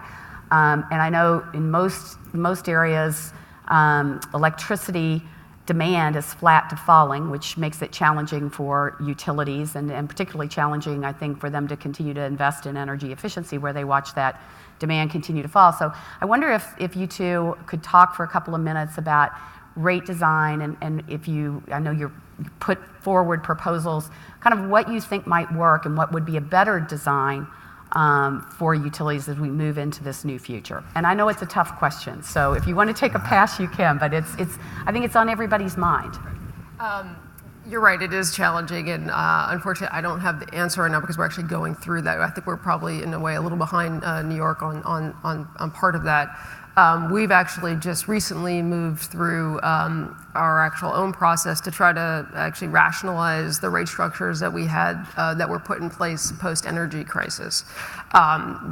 Post-energy crisis, we had multiple tiered rate systems where people would essentially be allocated sort of a baseline usage, and anything above that, you would get too far above that, you would flip over to the next tier, and it became progressively more expensive. So unlike other products where the more you use, less you pay, this was the more you use, the more you pay. And again, that was to encourage energy efficiency, which again made a lot of sense at the time. fast forward to where we are today, given the extent of energy efficiency programs and how successful they've been, the advent of distributed energy resources, particularly private rooftop solar, the NEM programs, et cetera, that rate structure wasn't quite making sense anymore, because essentially what was happening was folks at the lower tiers weren't actually paying sort of the full costs of operating the system, and the folks at the other end of the tiers were paying more than their fair share of the cost. So we've now just moved to a system where we're flattening those tiers out to 3, eventually 2. We will eventually, over the course of the next couple of years, be moving to time of use rates, which again will encourage consumers to change behavior, to take advantage of these technologies. But you're right, the fundamental question though is, how does the utility get compensated in all this, particularly given that we're making around $6 billion worth of investment planned over the next CapEx over the next 5 years. About much of that is front loaded though right now, and that's going to be under the traditional utility model. As we change though, we are looking at, as more distributed energy resources come on the system, what is the value that that resource provides, right? How do we deal with locational pricing on a distribution system level? We're looking at what kind of ancillary products and services do these new resources provide, and what could they offset? We see in California, we have new energy service providers. Communities can aggregate and provide what's called community choice aggregation. They can provide their own generation, which is great. How do they actually then though pay for the grid services that they're using? So the short answer is, we don't know quite yet how we're doing it. The long answer is, the good news is we know what the issues are, and we're actually, right now, our commission is working through that and starting out with what they're calling is their en banc, their kind of broad commission proceeding, where they're actually looking at it and starting at it from a retail energy choice perspective and kind of saying, let's look at the retail model where it is, and they're doing this concurrent with a distributed energy resource management system program that they're also looking at simultaneously of how do we price DERs. Yeah, but it's complicated. Yeah. Richard, do you want to add something? Thank you for going first, so give me time to collect my thoughts. Tell me what we're supposed to do. No, not at all. So again, the issue about rates is separate. You should think about it as separate from compensation, because there are lots of things that happen in terms of rates. You're allocating the cost of the system. You're making decisions between different customer classes. So in some cases, you may be doing things to help low-income customers. Other cases, you may be doing things to provide value to large users, in terms of industrial users. And in other cases, you're trying to provide price signals. So lots of things go into rates. So I want to separate out the rate bit. And again, the part that I talked about rates that we think is most important is the price signal related to DER by location. That's a critical part. I don't want to now talk about the compensation part to the utilities, because that was your question. So there's a lot of capital. The point about the migrating away from the traditional rate-based approach is there's a lot of capital that we have that is in the system, and we're going to be requiring more and more capital if we don't change, because every time we add intermittency to the system, if we just keep doing things the same way, we're going to require more fossil fuel backup. And that's if we just keep doing things in the same way. And the opportunity here is to use new technology and to provide the financial incentive for the use of new technology.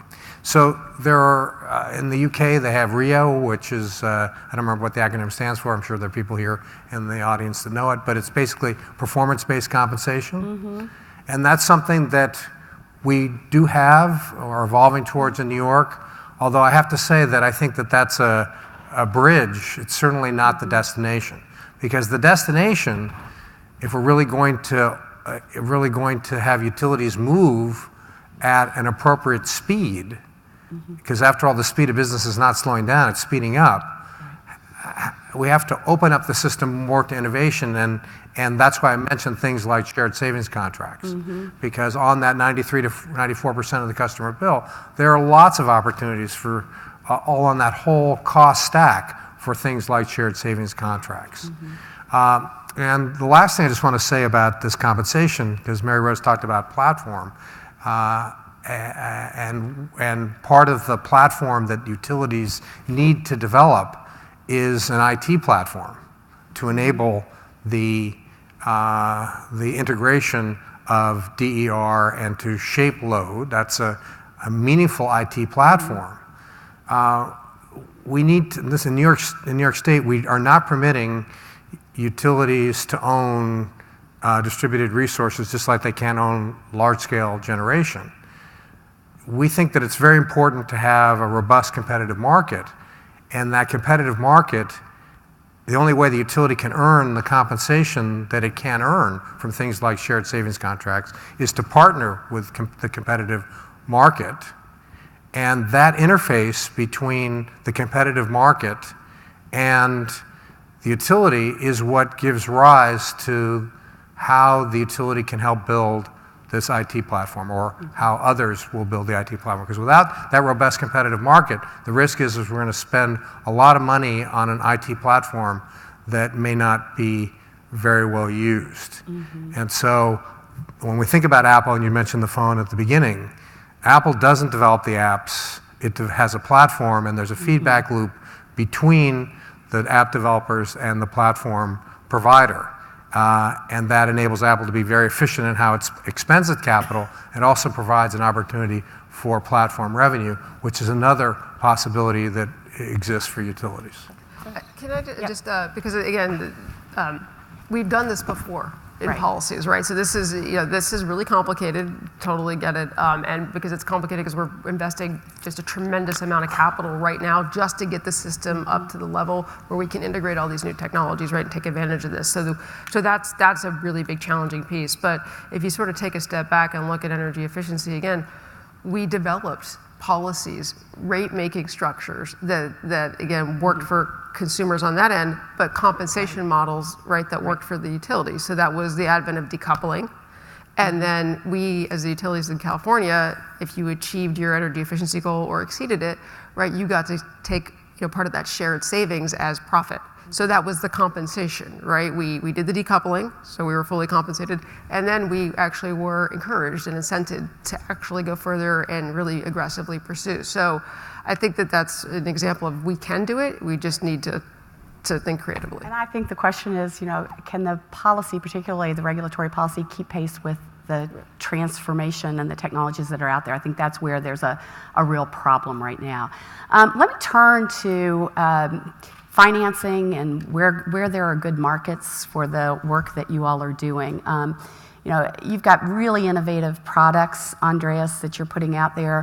Where do you find that the market is most receptive to those, and is financing an issue? So how do you think about getting people to invest in this more efficient technology that you have? And I'm also going to ask Maryrose about that too, because she's dealing with the cities. I suspect that Richard and Melissa and Steve all will have a comment on financing because it's such an overarching issue. But I'd like to start with you, and kind of where do you see what's the right mix, or is there a market somewhere in the world that's better, and how do you get the financing? Well, I would say all markets are difficult and complex. Just depends where you are. There's not the perfect market, not in the elevator industry. The good thing for us is we are not so much depending on financing at all, because the elevator system in a building or for an airport is one of the most important pieces to make a building productive. So from that point of view, we are not the most cost-driven industry there. If you build a high-rise building, elevators are maybe 5 to 7% of the whole construction cost. So that's, but definitely decisive how good a building is working. Getting innovations into the industry is sometimes tricky because we have a lot of regulations, and sometimes regulations preventing fast innovations in the introduction of that. So some markets, they are definitely faster. Middle East, for instance, is normally always on the edge. They want to have the newest technology. Where we really see some potential to grow and innovate more is in the area of modernization. If you just look at the US, we have 1 million elevators working as an industry. More than 50% of that are older than 20 years, reaching nearly 30 years of lifetime. If you compare it with the car industry, if you would see a lot of cars running around 20, 30 years old, you would say maybe we should do something here. Right. They are not energy efficient. Right. They are very safe, yes, that's true, but the energy efficiency is definitely a driver there. And of course, if you take our other products like the Excel, metro systems, it's always a public thing. You need public planning, and there, of course, you would need financing because this is something which is new for our industry as well. Okay. Maryrose, how do you all think about financing? Yeah, we think it's important. What we see is that these technologies, the paybacks are very attractive. So you can typically get an LED or a solar and digital payback, pick it between 2 and 5 years. And in most companies or enterprises, that's very attractive. The challenge becomes when these companies want to do it at scale and really go big and take it across all their footprint. And we show them the cost of waiting. That opportunity cost of not doing it all at the same time is tremendous. So that's when many enterprises really want to look at financing to say, like, how do I just accelerate this? They don't want to take their capital. They want to use our capital. And so we're seeing more and more of that. And so the one-off deals, the two-off, three-off, the paybacks are great. But when you want to scale across 4,000, 5,000 buildings, in cities, the same thing. It can be extremely important. So we are financing many, many more deals today than we used to. We're also doing kind of trying, and we're testing things, lighting as a service, where customers are actually looking at these are more like lease deals where they're paying us for the energy savings based on their hours of operation. So we're trying things. Everyone's getting comfortable, with what it means. Everyone's always cautious before they make big decisions, but I think we're seeing it accelerate. Great. Let's broaden it out a little bit, Steve. You travel the world. Where do you see innovation and energy efficiency being done well and at scale? Well, I think that the work that we do, we focus primarily in the non-OECD, in the developing world, where energy efficiency standards, for example, are largely absent or woefully inadequate. And intervention in these countries is critical because, as the video mentions, we have a middle class or spending class, whatever you want to call it, that'll grow from 2 billion to 5 billion people by 2030. And these are in countries without standards, and with that increased spending ability, people want this lifestyle that we're enjoying here in the developed world. They want an air conditioner, they want a refrigerator. And without standards, the cheapest, most efficient products are going to be sold to them. Right. And Kateri, you and I were at a conference about 6 months ago in Delhi, and by the time I spoke, I heard 2 or 3 people talk about how energy efficiency is cheap, and I got up there and said, and I'll say it here, I'm tired of hearing that energy efficient products are cheap. They may be less expensive than they were a few years ago, but as long as an inefficient product is available in the marketplace that is less expensive, then energy efficient products are still too expensive. I mention that too because we're talking about financing and the need to make advancements in the developing world. And the investments in energy efficiency are just lacking behind where they need them to be. In a session yesterday morning, I saw a statistic that said that that we need to increase energy efficiency investments 8-fold if we're to meet our goals as they relate to to the Paris Agreement, et cetera. And then I think that here in the United States, as in your presentation, Kateri, and as the senator had said, we've made so much progress, and while more progress needs to be made, I think that it would be a shame if we backed off here on energy efficiency, perhaps in the new political realities, rather than doubling down, because rather than taking a back seat in something as important as energy efficiency, the United States should really be a shining, efficient light for the rest of the world and will help us in the work that we're trying to do in other countries. Great. Good. Richard, you've been at REV for a couple of years now. What do you think's been your greatest success to date, or examples? You mentioned the Brooklyn Queens, which I think is held up by a lot of folks as a shining example of something that worked very well. Is there something else out there? And then also, what's the biggest challenge? Where are things maybe not going as well as you would hope in that revolution?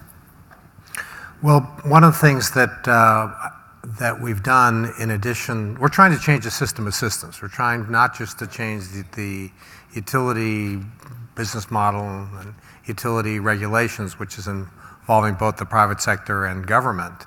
We're also trying to change the relationship between how innovative energy companies are part of the system too. So the migration away from net metering is a good example. And one of the things that we are also doing to change government is not just regulations, but how we spend public dollars.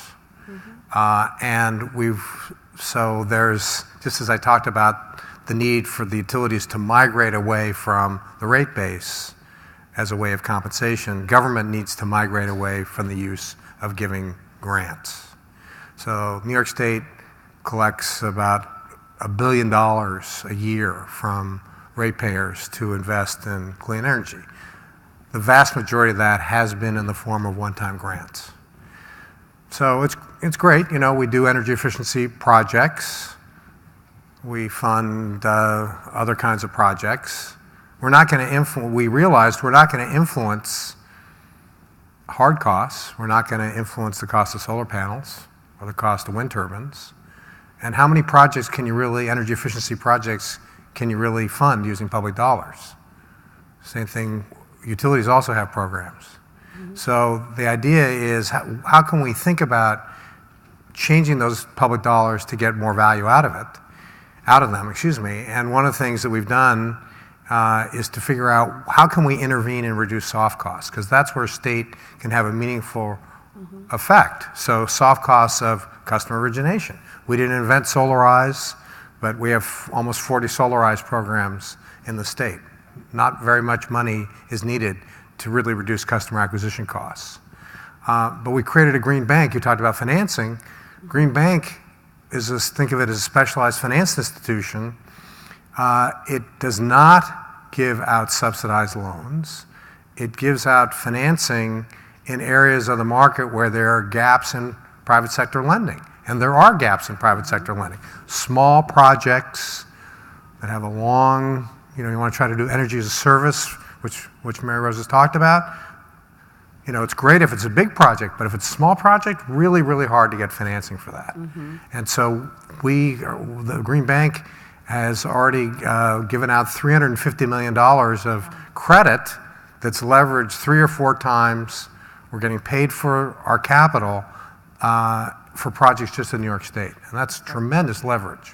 So the second part of your question, more quickly, you know, I'd like to move faster. And so I'm going to, Kateri, I'm going to challenge you a little bit. I think, and actually, when you say government, you know, can it keep pace? You know, I think this is an example where I think government is going faster than the private sector. And so it's not just government that needs to change. The whole system has to change. And the utility industry, Andreas just talked about, I'm sure the building industry, is a conservative industry. And so it's, the whole system needs to move with greater alacrity. Wow. That's really very heartening to hear, that a government official wants to move faster than business. That's tremendous, and I applaud you for that. You didn't mention, though, where things maybe, I guess that's the thing that's the biggest challenge then, and the things that you're worried about. Do you think you'll get this transformation complete before Governor Cuomo's term ends? Well, no, I don't think, well, I don't know when his term's going to end, so I don't. Yeah. I it was a trick question, folks. I've been in government long enough to know that you're supposed to answer the question, not the question you've been given, but a different kind of question. So I blundered there. Look, I think what we want to do is to get more things into the market, because that's really what's sustainable. And so if it's, I know one of the challenges, I talked about performance-based compensation. One of the challenges the utilities have is, well, how do we know that the future regulator is going to change? You know, change the report card once, how do we know it's not going to change again? And that's a fair point. I think utilities are concerned about, well, our investors love the rate base approach, stability of earnings. So how do we know we're going to have stability of earnings in the future? And so that's why I keep talking about this idea of a shared savings contract, because the benefit of a shared savings contract is once something like that gets into the market, and that can't be taken away. That's a financial asset. It's not a financial asset that's going to last 50 years like a pole, but it can last 5 to 7 years and provide stable earnings. And once that model gets into place, I think it's very hard to reverse with future regulators, very hard to reverse with the market in terms of innovators coming forward with ideas, and gets investors comfortable with the new compensation structure. I hope you all can see, but these are unrehearsed questions, and I am really giving them some hardballs, and I'm about to give them one more, and so I'm going to give everyone a pass. But I'd like your perspectives. You know, Senator Shaheen said today, and I truly believe this, that regardless of policy that happens at the national level in the United States, that this movement's not going to stop, that we're going to continue progress towards the new energy economy. And I'd like to get your perspectives on, you know, Steve just brought it up. If the U.S. doesn't remain a leader, which I think it's been, I don't think you can argue that it's been a leader over the course of the last 8 or so years. If we don't have the Clean Power Plan, if we don't get regulatory certainty at the national level, what's the impact? Does it change your business equation? Does it affect, or do you think slow what you're trying to do? And Melissa, I'm going to start with you in California because you have such a different model and view and goal set in mind than we have currently. Yes. So I think, again, for California, clearly California's not stopping. California set its goals, set its targets. It's a significant-sized economy. What are now number 6 in the world in terms of global economy size. So, you know, it has the innovation, it has the scale, it has the scope, and it's going to continue down its path. And we're a part of that, and we're happily a part of that. And really, for us, if you look at it, a lot of this is customer driven. You know, there was a report that came out, was it last week or 2 weeks ago, with Ceres and WRI and others. They kind of benchmarked the Fortune 500 and what Fortune 500 companies were aspiring to, what their own commitments were. And it was astonishing. It was, you know, 60 or 70% of the Fortune 100 had their own sustainability goals, whether it be a carbon goal or a renewable goal. You know, when you brought that out to the Fortune 500, it was almost half of the Fortune 500. So these are our customers, and these larger companies are actually reaching down to their supplier base. So it gets down to sort of the mid-level companies and the smaller companies, right? They all have their goals. They all have their objectives. So whether government is going to move at national level or not, we know our state is, and we know our customers are. And if we want to be relevant and we want to be part of that, we're going to continue to move too. And you know, that's what we have planned. That's what we intend to do, and that's what we're seeing as an industry as well. Again, a lot of it is driven by customers, and then just pure economics. The economics of low carbon resources make sense, and the new technologies make sense for our business. And it's just a question of how do they all fit together, and a question of how quickly we make the transformation, not whether we make the transformation. Good. Richard, I'm going to skip over you for just a second and go to Andreas on this and say, from someone that sells all over the world, will it have an impact on thyssenkrupp? Well, I think it's definitely will have an impact, but I think it will take some time to develop that. I'm more in an area where I would say is the biggest problem, what I see with energy efficiency is what was mentioned today already. It's not cheap at the beginning. It's not so expensive over the life cycle, but you have always this issue or the dilemma over the life cycle. Energy efficiency is a good thing. It's a good business case. You should do it. But there are not too many incentive systems to foster that, because the upfront costs are normally higher than the other solutions. And I think there are great examples on an international level how you can overcome that.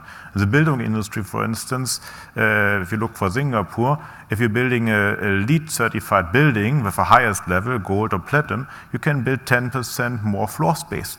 Wow. So the building permit is there, you will get it, but if you build energy efficient, you get more rights to place your order, and that's real money. So these people moving to energy efficiency because the regulator said, look, if you're building not energy efficient, okay, it's your decision, it's your money, but then of course you can build less. So it's a natural kind of incentive scheme to be balanced out, because most of the time you have this investor's dilemma. Who is investing has probably no incentive because he's selling the building, is not interested in having energy efficient elevators in or efficient HVAC systems because, sorry, I'm selling it anyway. It's not increasing the square footage price. I don't care. Good. So policy makes a difference, is basically the message I'm hearing there. Yeah. Steve, I'm going to come back to you because I want you to take the global perspective, but let me go to Maryrose, so business to business. Does it have an impact? You're just starting, and the whole political climate changed. I think it would be a shame if the U.S. doesn't continue its leadership position. I think, though, as long as there's not penalties and the economics stay as they are today, customers make good economic decisions. So as I think we all said, as long as the economics are where customers are going to make the right decision, and energy efficiency is the right economic decision for them. They're also, I see them all still continue to be so committed to sustainability.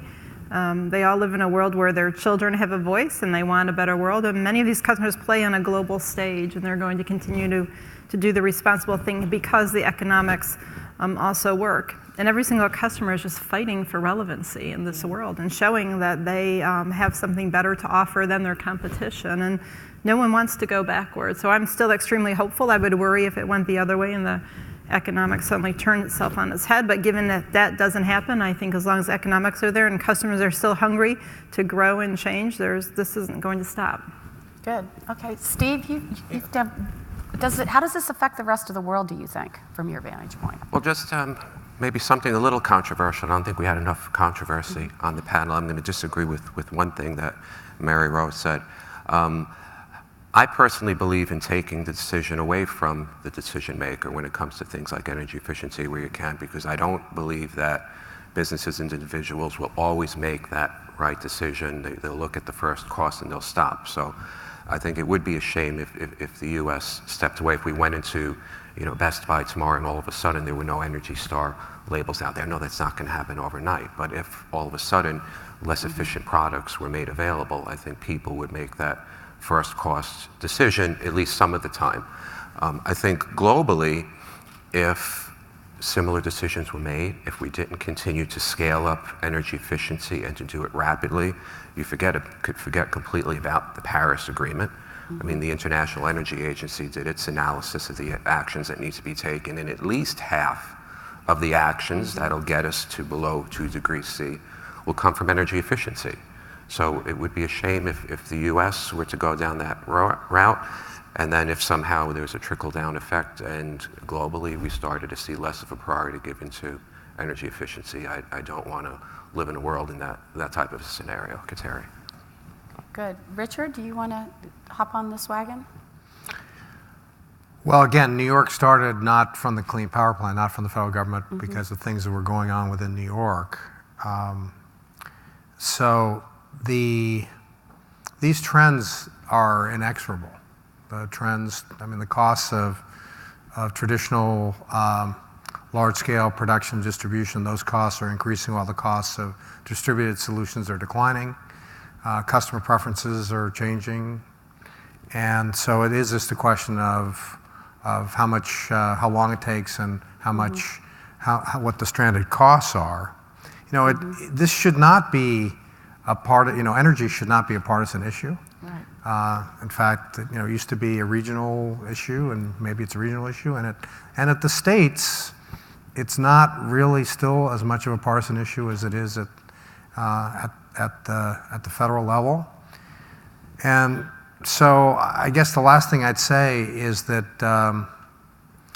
it'd be good to have a good partnership with the federal government. I mean, we have shared responsibilities with the federal government in terms of regulation of the power sector. Absolutely agree with things like Energy Star and its ability to actually help global manufacturers, because they put in innovation, and that's how the U.S.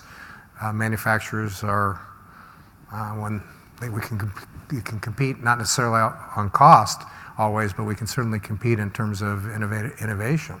And the last thing I think maybe is because Andreas talked about mobility, and the urbanization, at some point we're going to have autonomous vehicles. Right. And it's probably going to be the case that those autonomous vehicles are going to be electric because of air pollution in these new cities. So you're talking about, in order to accommodate those kind of vehicles, which is really a matter of global competition, global economic competition, because it's economic value added happens in cities. It's going to require a different kind of power sector. this kind of smarter grid, which has the ability to adjust load. And so that's why the kind of experiments that are going on in different states are so critical, absent at least what it would appear leadership from the federal government. Great. So I want to finish with basically a lightning round with all of you, and you can, any message you want to leave the audience with, please feel free to do so. But I think what I'm interested in, and I know what a lot of people are here looking at, is trying to look at trends and what's on the horizon and what's coming. So I would ask that you think about what's the most exciting thing you think is going to happen. Is that the onset of autonomous vehicles, electric vehicles? Is it some policy paradigm shift? What's exciting to you, and what should we be watching for? And let's just start with you, Maryrose, and go down the line. I'll say it from the chair I sit in, it would be this whole concept of intelligent environments, the ability to extract data and put your building to work and create value for enterprise operators in a way we never thought possible. It drops right to the bottom line in terms of growth, in terms of energy efficiency, in terms of labor productivity, transportation productivity. It's an untapped source of capability that I think is going to do a lot for our businesses and our economy. And you think that's now, or is it 5 years from now? No, I think it's right now. I think it's a platform play, and you need to get started now. Good. Steve? Yeah, mine is probably nothing exciting or innovative. Oh, come on, you got to be exciting. Well, we don't want our audience to go to sleep. I'm representing the copper industry, as you know, yeah. And we are very excited about the movement towards a low-carbon future. If you look at all the mega trends that are encompassed within that, energy efficiency, renewable energy, electric vehicles, et cetera, et cetera. As I said in my remarks, that it really comes down to materials choice to achieve those goals, and at the future for our industry is very bright because of a low-carbon future. Good. And I think it's fair to say from what you said earlier, you think that we're going to continue down that path to a low-carbon future, whether the U.S. exits stage left. That train has left the station, and it's going to keep rolling, and hopefully the U.S. will wisely stay on that train. Good. Andreas? Let me give you two statements to that. First of all, I sense that somebody or a few of you are really concerned about energy efficiency and what is going on in the U.S. And I would say I'm not so much concerned about it. First of all, it's really ingrained into the culture, as we have seen this morning. On the other hand, it's always a good business case. Right. Energy efficiency is a good business case. Otherwise, we wouldn't do it. So whatever is the environment to foster that or not, it makes always sense to go that way because it is a good business case. And that's, I think, the major statement. That will always stay there. On the other hand, I think we're living in a very exciting time. If I see the different technologies which are evolving, not only in the elevator industry, but in the car industry, autonomous electric vehicles, urbanization driving that.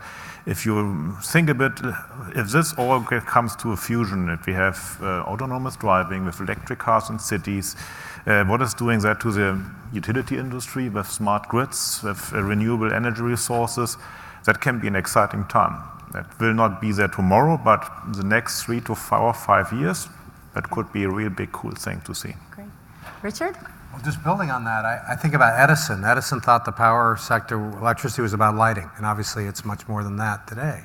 And I think we're kind of at that same point. We have the opportunity now to imagine, because of data, because of other kinds of technology that we've heard about, we have a chance to really get much more value from the electrons in how we use electrons. And that's in comfort, transportation, entertainment. And that's, to me, we're going to wind up, well, sure, there are lots of people that care about energy efficiency to save the planet. There's a good economic case for energy efficiency, but there's a whole category of customers where energy efficiency is not that significant, but they may wind up doing the right thing for the wrong reason by choosing to have more products and services that are more fun. Great. Melissa, last word for you. Sure. I mean, I think just again, building on that, I think it's that intersection of information technology, energy technology, and transportation technology. They're all coming together. They're all coming together at the same time. And so that further electrification of the economy, I think, is exciting. It's also going to be incredibly challenging without the right policies. Because if you think about our products, our appliances, everything we have today, if you're going to look for further interconnectivity and therefore electrification of a lot of these products. Everything we have in our home, think about that turnover in a very short period of time. So it's exciting, but it's an awesome challenge. Yeah. So that allows me to give a little plug for the Alliance. We are just getting ready to launch a transportation initiative where we're going to look at beneficial electrification of the transportation sector to see where those opportunities lie, what the challenges are, and hopefully come out of the back end with some policy recommendations. So I am going to rise up to end the session here, and I would like to do so by asking all of you to give a very, very round of applause of appreciation. These panelists are terrific. I also want to invite you all to the fireside chat we're having at lunch today. I hope you will join us. We've got some dynamic speakers, and we're going to be looking at opportunities for energy efficiency in rural areas. And it should be just around the world. It should be a fascinating lunch. We've got a full afternoon of sessions, and I hope all of you will join us at the Edison Electric Institute's offices tonight. They're just a couple of blocks away for a farewell reception. So I'm sure you enjoyed this morning, and I hope you enjoy the rest of the day with us. Thank you very much for attending, and we'll see you at lunch.